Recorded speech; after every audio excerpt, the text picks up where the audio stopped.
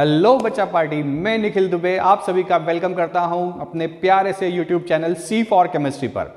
तो आज है 22 जनवरी।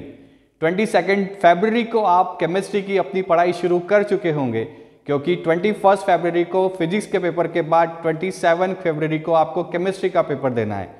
तो किस तरीके से अब हमें केमिस्ट्री को पढ़ना है, जो डेज बचे हुए हैं इन 15-20 दिनों में, क्योंकि फिर आप अपने मेन सब्जेक्ट के एग्जाम के तैयारी शुरू कर देंगे। तो कैसे केमिस्ट्री पढ़ना है, इसके लिए एक आज छोटा सा हम वीडियो लेके आए हैं। कुछ उसमें ट्रिक्स मैं आपको बताऊंगा, कैसे प्लान आउट आपको करना है उसके बारे में आपको बताऊंगा, ताकि हम मैक्सिमम स्कोर उसमें कर सकें।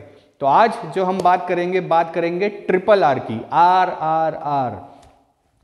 सर ये RR क्या है? तो फर्स्ट आर का मतलब है यहां पे रीड, रिवाइज और रिपीट। रीड, रिवाइज और रिपीट। अब जो हमारी स्टडी होनी चाहिए वो इन 3 आर पे डिपेंड होनी चाहिए।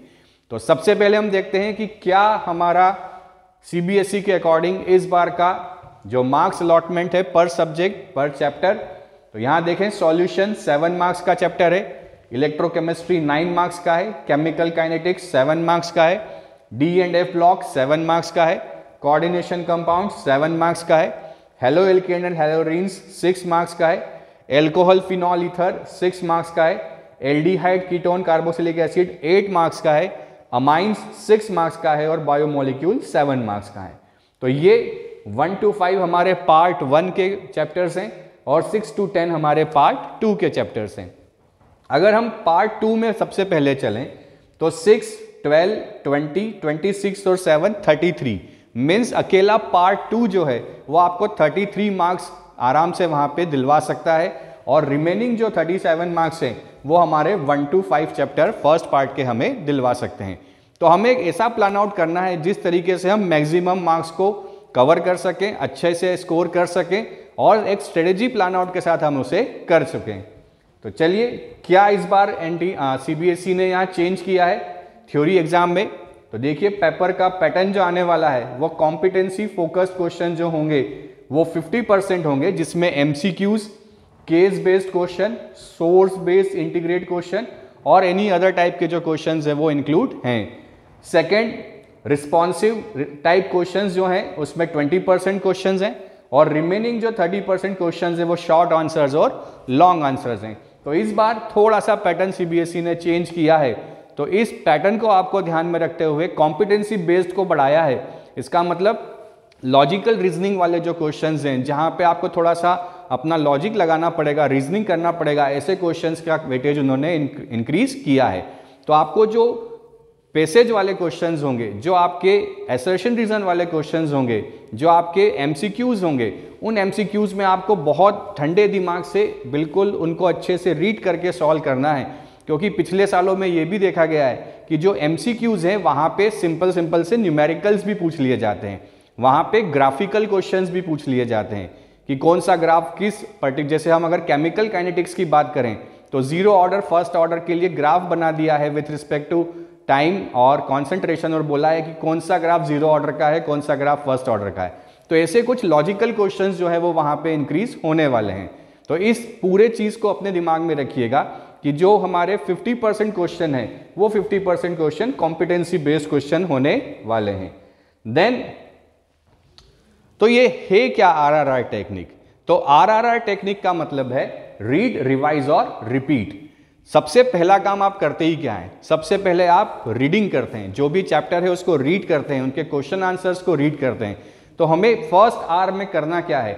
ये वो स्टडी मेथड है जिसमें हम थॉरली हमारे चैप्टर को रीड करेंगे, कॉन्सेप्ट को समझेंगे और वहां पे हम उस पर्टिकुलर क्वेश्चन को बार बार उस कॉन्सेप्ट को रिवाइज करेंगे।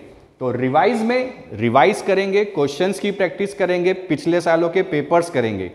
और रिपीट में क्या करेंगे कि ऐसा नहीं कि एक बार हमने नेम रिएक्शंस लर्न कर ली, एक बार उसको हमने लर्न कर लिया, उसको हमने क्वेश्चंस लगा के देख लिए, फिर हमने नेम रिएक्शंस भूल गए। क्योंकि ऑर्गेनिक के बारे में कहा जाता है कि ऑर्गेनिक बड़ी बेवफा होती है, ये रात को याद करो और सुबह सफा हो जाती है। इसलिए repeatedly revision is the key of success. आपको बार बार रिपीटेडली केमिस्ट्री के अंदर रिवाइज करना होगा।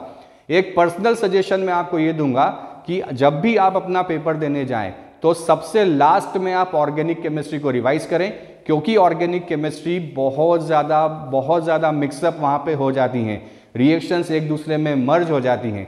इसलिए पर्सनल मैं आपको अपने एक्सपीरियंस के हिसाब से बता रहा हूँ कि जो भी हम ऑर्गेनिक केमिस्ट्री पढ़ेंगे, जो हम लास्ट में जो हमारा रिवीजन होगा वो ऑर्गेनिक केमिस्ट्री का ही होना चाहिए। ठीक है, तो आगे हम देखते हैं इसमें कि अब हमें पढ़ना कैसे है। तो जैसे हम ऑर्गेनिक केमिस्ट्री की बात कर रहे हैं, तो ऑर्गेनिक केमिस्ट्री में आपको जब आप पढ़ेंगे तो आप ये देखेंगे कि क्वेश्चंस के कुछ पैटर्न्स हैं। तो मैंने कुछ समराइज यहाँ किया है ऑर्गेनिक केमिस्ट्री को, कि जैसे सबसे पहले आपको फंक्शनल ग्रुप पता होना चाहिए कि जो भी हमारे चैप्टर्स हैं, haloalkanes, haloarenes, alcohol, phenol, ether, aldehyde, ketone, carboxylic acid, amines, biomolecules, उनमें हमें जो बेसिक पार्ट है, जो फंक्शनल ग्रुप है, वही पता नहीं होता है हमें बहुत सी बार कि कौन सा फंक्शनल ग्रुप है। हम कीटोन और कार्बोक्सिलिक एसिड में कंफ्यूज होते रहते हैं। तो फंक्शनल ग्रुप हमें अच्छे से रिकॉग्नाइज करते आना चाहिए। सेकंड, नेम रिएक्शन, सबसे ज़्यादा जो इंपॉर्टेंट पार्ट है वो क्या है यहाँ पे, नेम रिएक्शन, क्योंकि नेम रिएक्शन से क्वेश्चन आपको डायरेक्ट भी क्वेश्चन पूछे जाते हैं, नेम रिएक्शन से आपको इनडायरेक्ट क्वेश्चन भी पूछे जाते हैं, कन्वर्जन्स जो हैं वो आपको नेम रिएक्शन से मिलते हैं। तो बहुत अच्छे से आपको नेम रिएक्शंस रिपीटेडली आपको इसको करना है।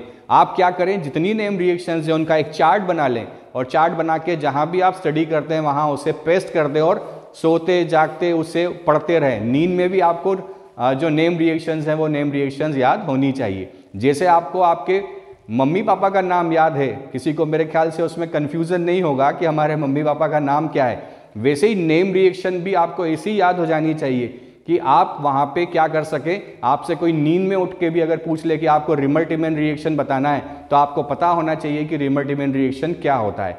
तो नेम रिएक्शन को आपको बहुत अच्छे से फोकस करना है। देन कन्वर्जन्स रिएक्शंस, जैसा मैंने कहा कि कन्वर्जन्स भी मोस्टली जो पूछे जाते हैं आजकल, चाहे वो JEE नीट हो उसमें भी, और चाहे जो हमारी बोर्ड एग्जाम्स है उसमें भी, मोस्टली कन्वर्जन्स आजकल नेम रिएक्शन से ही पूछे जाते हैं। तो नेम रिएक्शन करने का एक फ़ायदा हमें ये मिलेगा कि हम कन्वर्जन्स को बहुत आसानी से कर सकते हैं। देन हम चलें थर्ड पार्ट, आइसोमेरिज्म एनालिसिस, जो हमारा हेलो एल्केन हेलो एरीन वाला पार्ट है, वहाँ पे आइसोमर्स, ऑप्टिकल आइसोमर्स हमें पढ़ना है, उस ऑप्टिकल आइसोमर्स पे अच्छा फोकस करें।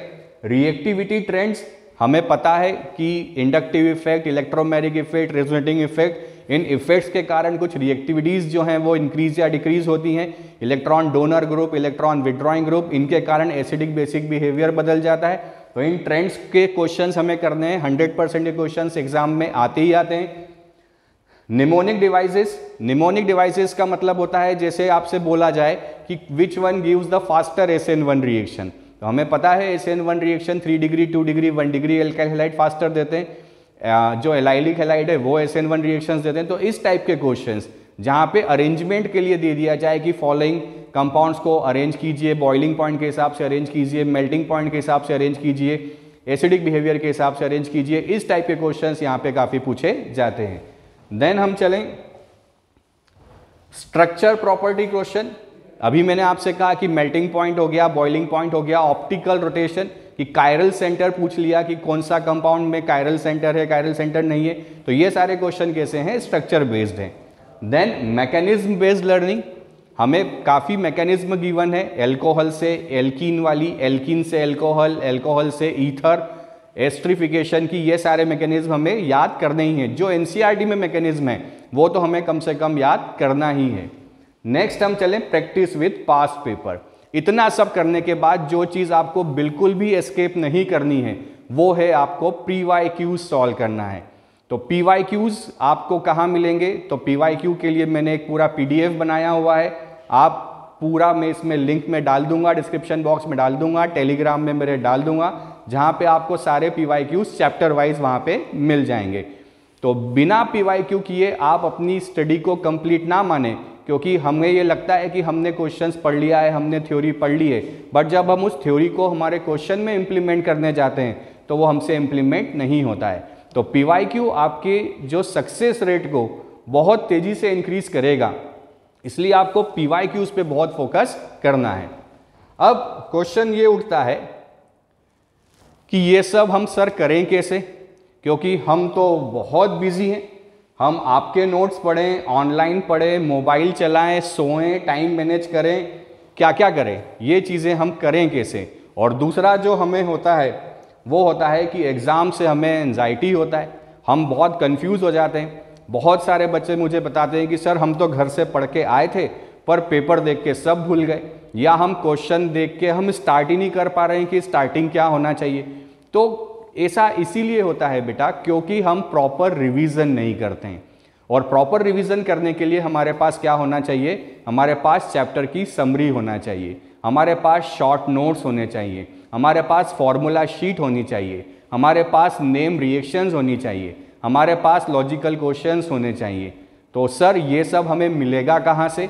तो आप बिल्कुल चिंता ना करें, ये सब के लिए एक पीडीएफ मैंने आपको बनाया है। और उस पीडीएफ को जब आप देखेंगे तो आप ये देखेंगे कि इस पीडीएफ में जो भी थ्योरेटिकल और जो भी लॉजिकल क्वेश्चंस, फॉर्मूला शीट्स हैं, वो सारे लॉजिकल क्वेश्चंस और फॉर्मूला शीट्स आपको इस पीडीएफ के अंदर मिलेंगे। जैसे ये सॉल्यूशन है, तो सॉल्यूशन के अंदर आप देख पा रहे हो कि यहाँ पे मैंने सारे थ्योरी को यहाँ कवर कर दिया है। आप देखिए ये Henry's law, Raoult's law, ideal non ideal solution, positive negative deviation, azeotropes, osmosis, reverse osmosis, want of factor, means सिर्फ 2 पेजेस के अंदर पूरा सॉल्यूशन का थ्योरी समराइज कर दिया है। फिर ऐसे ही यहाँ पे इलेक्ट्रोकेमिस्ट्री, 2 पेज में इलेक्ट्रोकेमिस्ट्री कर दिया है।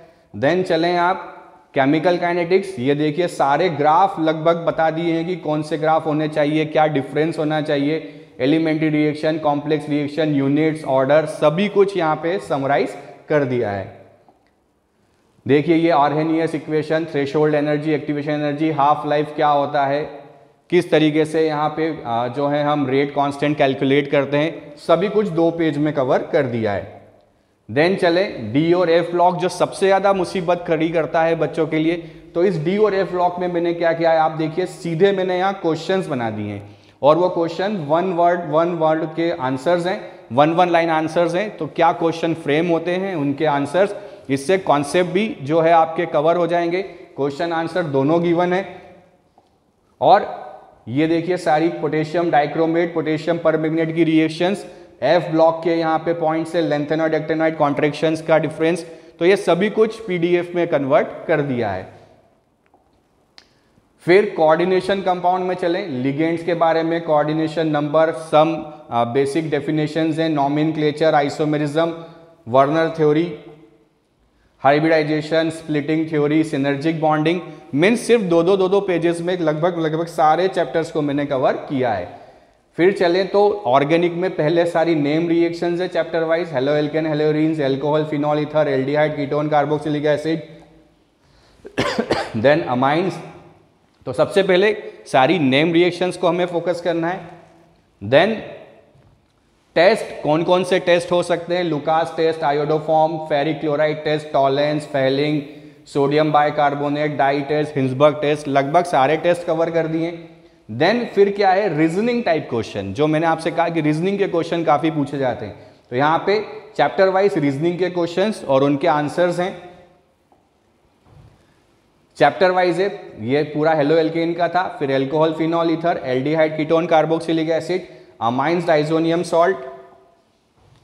फिर बात करी मैकेनिज्म की, हमने कहा कि 2 से 3 मैकेनिज्म हमें पढ़ना ही है, तो ये पूरा मैकेनिज्म है, किस तरीके से कन्वर्जन है SN1 SN2, एल्कोहल का एल्कीन में, एल्कीन का एल्कोहल में, ये सारा कन्वर्जन। फिर आता है सबसे लास्ट में हमारा बायोमोलिक्यूल्स, तो ये जो डेफिनेशंस हैं, मोनोसेक्राइड्स, ऑलिगोसेक्राइड्स, पॉलीसेक्राइड्स, यहाँ पे पूरे जो भी टर्मिनोलॉजीज हैं उन टर्मिनोलॉजीज को हमने शॉर्ट फॉर्म में यहाँ कन्वर्ट कर दिया है।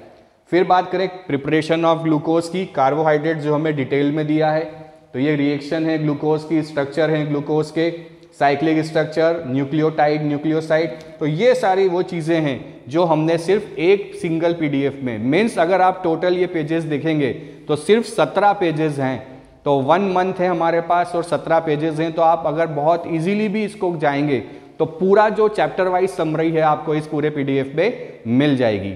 तो ऐसे पीडीएफ के लिए अगर आप, मैं डिस्क्रिप्शन बॉक्स में डाल रहा हूं, आप मुझे डायरेक्ट मेरे नंबर पे मैसेज भी कर सकते हैं। आपको किसी भी टाइप का कोई भी डाउट हो आप कंसल्ट कर सकते हैं। आप प्री बोर्ड देना चाहते हैं तो फ्री ऑफ प्री बोर्ड के पेपर्स अवेलेबल मैं आपको करा दूंगा। किसी भी टाइप की आपको अगर स्टडी मटेरियल आपको चाहिए तो वो फ्रीली मैं आपको अवेलेबल करा दूंगा। तो अच्छे से अपनी पढ़ाई करते रहिए और बहुत अच्छा अपना केमिस्ट्री में स्कोर करते रहिए। Thank you very much.